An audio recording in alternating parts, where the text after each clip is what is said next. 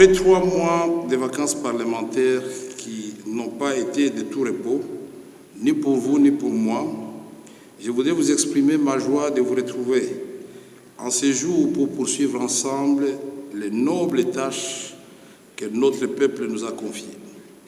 En effet, c'est en application des articles 115 de la Constitution et 68 des règlements intérieurs que s'ouvrira ce jour la session ordinaire de mars 2025.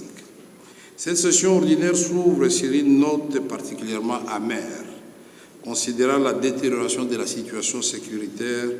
dans notre pays, particulièrement dans les provinces de l'Ituri, du Nord Kivu et du Sud Kivu. En effet, contre les droits internationaux et contre l'impératif d'unité des peuples africains, le Rwanda a entrepris à travers la rébellion du M23 une campagne militaire injustifiée et particulièrement meurtrière consacrant la violation de notre souveraineté et de l'intégrité de notre territoire. Tout en réitérant avec la plus grande fermeté notre condamnation de cette agression, c'est ici l'occasion de saluer le courage et la bravoure de nos forces armées qui luttent sans relâche aux côtés des patriotes Wazalendo pour défendre notre patrie au péril de leur vie. Je vous invite donc à vous lever pour observer une minute de silence en mémoire de ces vaillants combattants, mais aussi en mémoire de toutes les Congolaises et de tous les Congolais, ainsi que toutes les personnes dont les vies ont été injustement fauchées dans cette guerre qui dure depuis plus de 3 décennies maintenant. Honorables députés et chers collègues, distingués invités, cet hommage serait incomplet s'il ne souligne pas la détermination et l'engagement personnel de son Excellence, Monsieur le Président de la République, Félix Antoine Tshisekedi Tshilombo, commandant suprême des forces armées de la République démocratique du Congo et garant du bon fonctionnement de nos institutions. Nous sommes tous témoins des ressources engagées et des efforts déployés sur divers fronts pour restaurer l'intégrité territoriale et protéger les populations civiles contre la barbarie de l'agresseur et les multiples violations des droits de l'homme dans les territoires occupés. C'est suite à cet engagement du chef de l'État et aux efforts inlassables du gouvernement que des avancées diplomatiques notables ont été réalisées. Quoiqu'encore insuffisantes, les sanctions et les condamnations internationales contre le Rwanda pour son soutien à la rébellion du M23 sont une étape importante pour restaurer la vérité sur ce conflit qui n'a que trop duré. À ce titre, ici est de souligner l'adoption par le Conseil de sécurité des Nations Unies de la résolution 2773 proposée par la France et qui pointe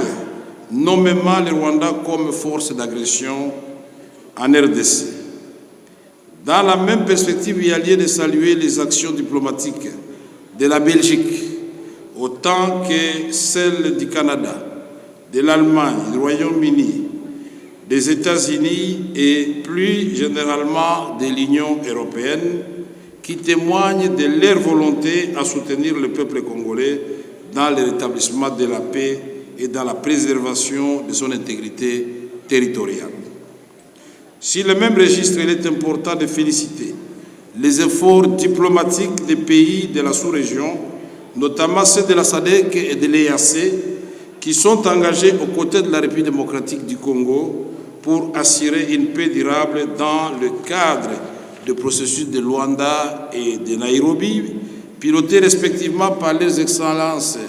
Joao Lourenço, président de l'Angola, et Uhuru Kenyatta, ancien président du Kenya. Cet élan de solidarité venu des pays amis s'est aussi traduit par le déploiement des troupes de diverses nationalités qui, au nom du principe de l'intangibilité des frontières, ont ont été engagés au combat, parfois jusqu'au sacrifice suprême. C'est pour moi l'occasion de rendre un hommage appuyé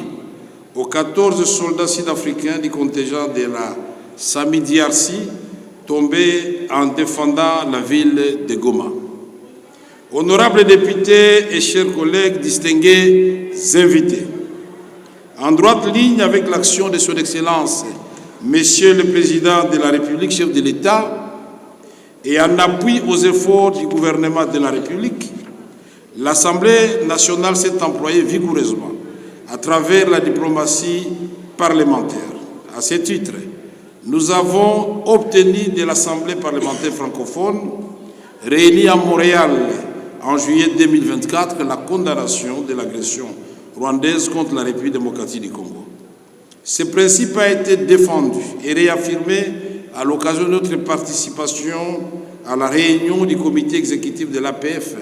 tenue à Canton, au Vietnam, en janvier 2025. En outre, nous avons obtenu du Parlement panafricain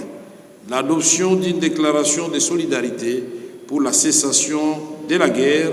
en République démocratique du Congo. Le périple diplomatique engagé par l'Assemblée nationale nous a conduits à rencontrer nos homologues de la France, de la Côte d'Ivoire, de l'Égypte, de la Mauritanie, du Ghana, du Maroc, de l'Afrique du Sud, plus récemment d'Israël, pour non seulement épingler l'implication du Rwanda dans la déstabilisation de la République démocratique du Congo, mais aussi condamner la violation de notre intégrité territoriale et appeler à des sanctions contre les forces d'agression ainsi qu'à un soutien diplomatique plus affirmé en faveur de la République démocratique du Congo et ses institutions. L'Assemblée nationale s'est aussi engagée en tant qu'autorité budgétaire à accompagner les efforts du chef de l'État et de son gouvernement, notamment ceux visant l'amélioration des conditions de vie des hommes en uniforme. Cet engagement s'est reflété dans la loi de finances 2025 et continuera à animer les élus dans leur travail d'allocation des ressources publiques, mais surtout des contrôles de l'effectivité de l'utilisation rationnelle des moyens destinés à l'effort de guerre. C'est ici le lieu de remercier les honorables députés qui ont consenti à contribuer à l'effort de guerre en cédant une partie de leurs émoluments.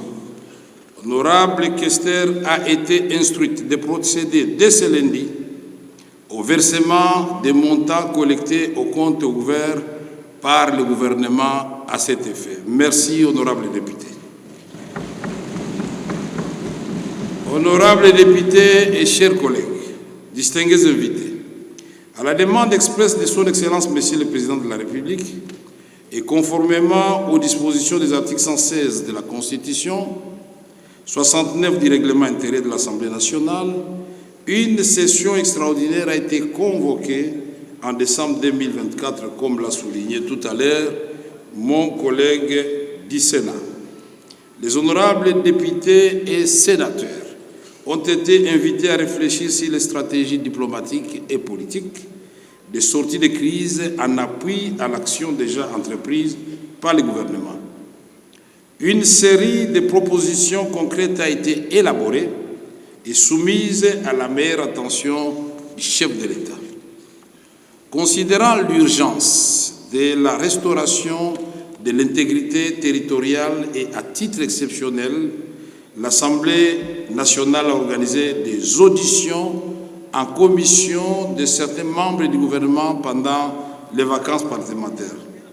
Il s'est agi principalement des vice-premiers ministres, ministres de l'Intérieur, de la Défense et de la fonction publique, du ministre d'État du Budget ainsi que du ministre des Finances. Les recommandations issues des dites auditions seront soumises à l'examen de la plénière avant leur transmission au gouvernement.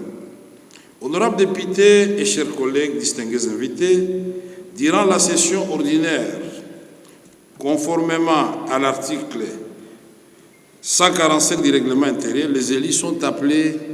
à déposer au bureau de l'Assemblée nationale les rapports des vacances parlementaires dans un délai de 15 jours à dater de l'ouverture de la session. Cette session sera consacrée à l'examen des matières adoptées par la conférence des présidents au cours de sa réunion de vendredi 14 février 2025. Par ailleurs, l'Assemblée nationale s'attellera à l'examen pour avis des résolutions du Conseil supérieur de la Cour des comptes, conformément à l'article 41 de la loi organique numéro 18/24 du 13 mars 2018 portant composition et organisation de la Cour des comptes. Aussi, la présente session examinera-t-elle les rapports de la Commission électorale nationale indépendante, Commission des droits de l'homme, CDH en sigle, et le rapport du Conseil supérieur de l'audiovisuel et de la communication, CESAC. Honorables députés et chers collègues, distingués invités, je ne saurais clore mon propos sans faire écho à l'appel du chef de l'État quant à l'unité et à la cohésion nationale. Face aux innombrables menaces existentielles, la nécessité historique de la survie et de la conservation de notre peuple l'emporte largement sur toute forme de clivage et de division. Nous devons nous transcender et trouver les moyens politiques de bâtir une vision unifiée de l'histoire et de l'avenir de notre pays. J'en appelle ici aux dignes élus de notre peuple de s'engager avec sincérité dans la lutte contre toute forme de discrimination et stigmatisation pour rassembler les Congolaises et Congolais de toute origine et appartenance politique autour de l'impératif de préserver la paix et la sécurité autant que l'intégrité de notre territoire pour les générations actuelles et futures. C'est dans ce cadre que l'initiative législative portant sur la lutte contre le tribalisme, le racisme et la xénophobie devra faire l'objet d'une attention soutenue. C'est au prix du dépassement de l'horizon des intérêts individuels que nous préserverons notre pays du spectre de la balkanisation qui plane sur lui depuis quelques décennies. Alors que les forces de la division sont activement à l'œuvre et recherchent à tout prix à fragiliser la cohésion nationale, notamment à travers les réseaux sociaux,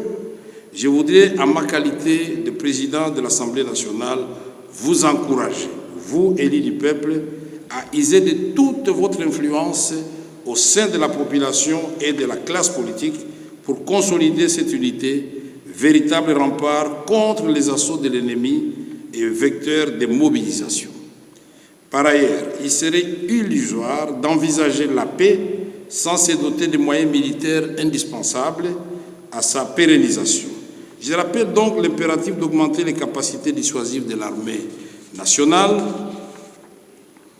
tant pour prévenir les conflits que pour lui permettre de répondre de manière autonome à toute menace, qu'elle soit de l'intérieur ou de l'extérieur. Menace qui compromettrait la stabilité, la sécurité et l'intégrité territoriale de la République démocratique du Congo. Il faudrait que le monde sache qu'aucun Congolais n'acceptera que les forces de la division l'emportent sur l'esprit d'unité, de cohésion héritée des pères de notre nation. C'est pour cela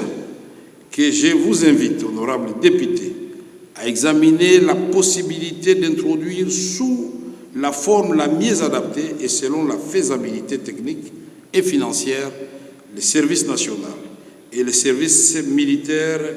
obligatoire pour mobiliser de façon coordonnée et méthodique les forces vives de la nation, particulièrement notre jeunesse, au bénéfice de la défense nationale. In fine, je voudrais relever que la situation tragique que nous traversons n'est malheureusement pas propre à notre pays. Dans le monde en général et particulièrement en Afrique, sur le continent qui est le nôtre, d'autres peuples souffrent, au Burkina Faso, au Niger, au Mali. des effets néfastes des conflits militaires inutiles et évitables, plus près de nous, le Sud-Soudan.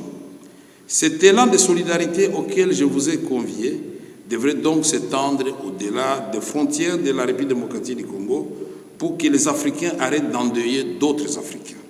et que les ressources naturelles dont nous disposons en abondance soient le catalyseur d'une prospérité partagée et non plus une source de convoitise, d'opprobre et de malédiction. L'histoire enseigne que des peuples autrefois belligérants ont aussi trouvé la voie d'une coopération harmonieuse et mutuellement bénéfique. Faudrait-il citer ici l'exemple de la France et de l'Allemagne? Honorables députés et chers collègues distingués invités, en ces moments particuliers consacrés à la promotion des droits de la femme, je voudrais saluer l'engagement de la femme congolaise qui œuvre sans relâche et contribue de façon significative à la vie nationale. Nous nous engageons à les accompagner dans toutes les initiatives visant à renforcer leur autonomisation et leur participation à la vie politique. Je voudrais terminer mon adresse par une note d'espoir et d'interpellation en disant à nos populations de l'Est actuellement en proie à des violences de tout genre que quelle que soit la durée de la guerre, la victoire appartient à la paix et elle sera restaurée. Au président de la République, chef de l'État, je voudrais exprimer ces mots, inspirés des Saintes Écritures, du livre des Psaumes, chapitre 32, verset 8, qui dit « Je t'instruirai, je te montrerai la voie que tu dois suivre. Je te conseillerai, j'aurai le regard sur toi. » Que le Saint-Esprit vous inspire, Monsieur le Président de la République, et vous guide en ces temps particuliers pour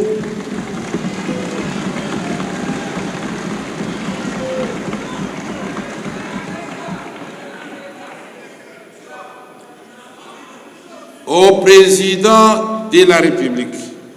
chef de l'État, Félix Antoine Tshisekedi Tshilombo. Je voudrais exprimer ces mots inspirés des Saintes Écritures du livre des Psaumes, chapitre 32, verset 8, qui dit « Je t'instruirai ». C'est Dieu qui dit à Félix « Je t'instruirai, je te montrerai la voie que tu dois suivre, je te conseillerai, j'aurai le regard sur toi. » Que le Saint-Esprit vous inspire, là c'est moi maintenant qui l'ai dit, vous inspire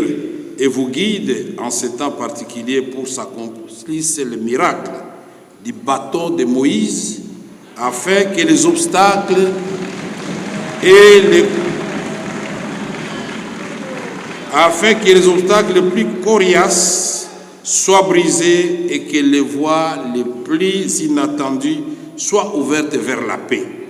le progrès et la prospérité de notre pays et de son peuple et de l'ensemble de l'Afrique. Que Dieu bénisse